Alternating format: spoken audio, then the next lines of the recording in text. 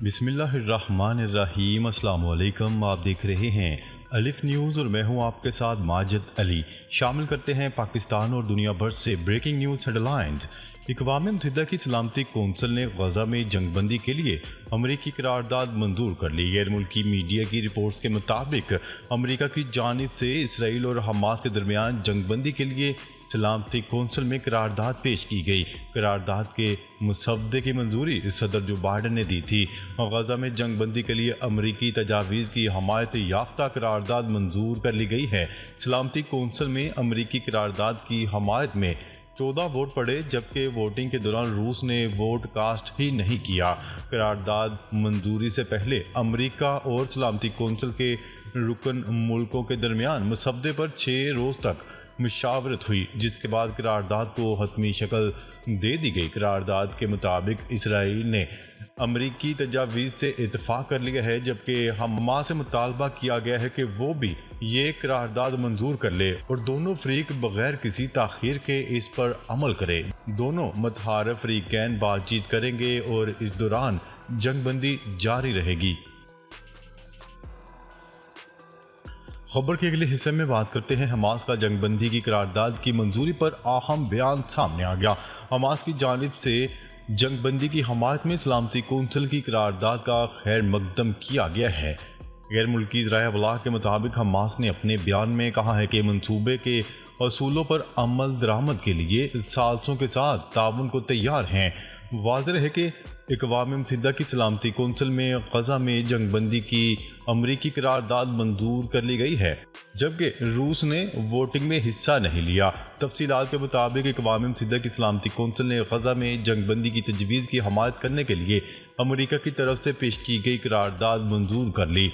اس حوالے سے حماس کے رہنما اسماعیل ہانیہ نے اپنے بیان میں کہا ہے کہ اسرائیل جنگ بندی کی کوششوں کو روک رہا ہے۔ امریکی سفیر برائے اقوام متحدہ نے کہا کہ حماس کو جنگ بندی کا ایک اور موقع دے رہے ہیں۔ غزہ میں اسرائیلی جارحیت کے باعث اب تک 37,000 سے زائد فلسطینی شہید ہو چکے ہیں۔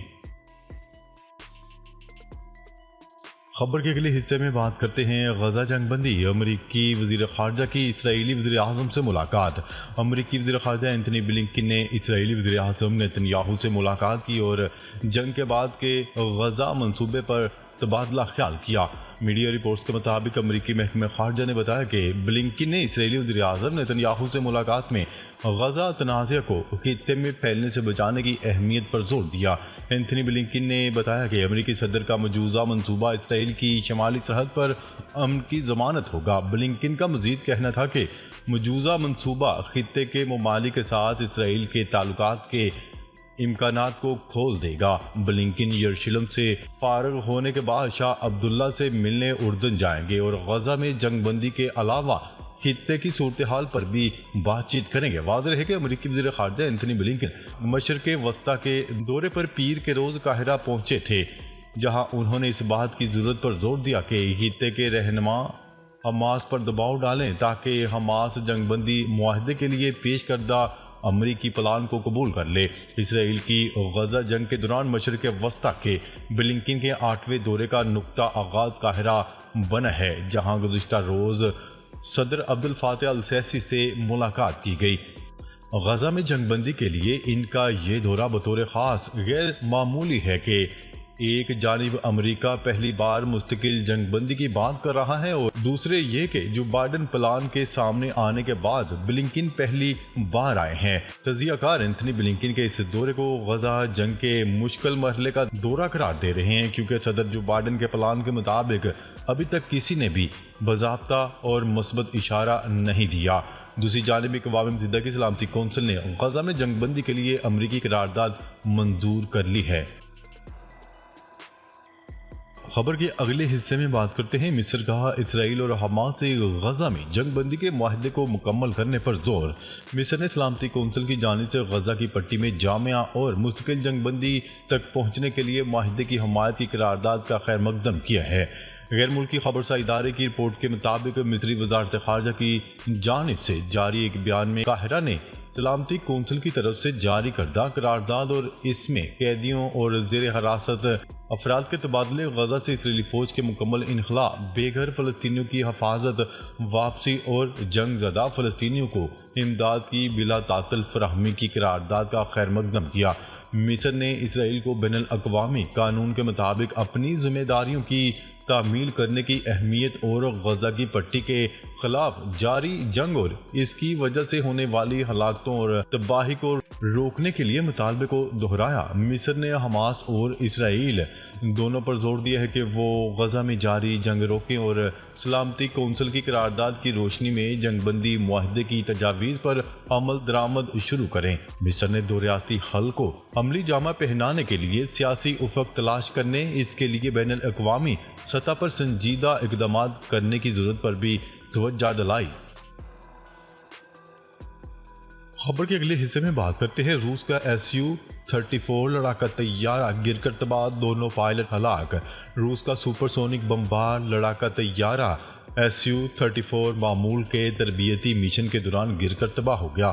حادثے میں دونوں پائلٹ ہلاک ہو گئے۔ روسی خبرساں ادارے نے روسی وزارت دفاع کے حوالے سے بتایا کہ یہ حادثہ منگل کی صبح کو ملک کے پہاڑی علاقے نارتھ اوستیا میں پیش آیا۔ ابتدائی تحقیقات کے مطابق طیارہ تکنیکی خرابی کے باعث حادثے کا شکار ہوا۔ یہ طیارہ انتہائی درستگی والے بموں اور میزائلوں سے زمینی اہداف کو نشانہ بنانے کی صلاحیت رکھتا ہے۔ خبر کے اگلے حصے میں بات کرتے ہیں القسام بریگیڈ نے اسرائیلی فوجیوں کو میدان چھوڑ کر بھاگنے پر مجبور کر دیا۔ ایرانی خبرساں ادارے کی رپورٹ کے مطابق فلسطین کی سلامتی مزاحمتی تحریک حماس کی عسکری شاخ القسام بریگیڈ نے غزہ کی پٹی کے جنوب میں واقع رفح کے الشبورہ کیمپ میں ایک مکان کو دھماکے سے اڑا دیا جہاں صہیونی فوجی چھپے ہوئے تھے۔ اس حملے کے نتیجے میں کئی صہیونی ہلاک اور زخمی ہو گئے۔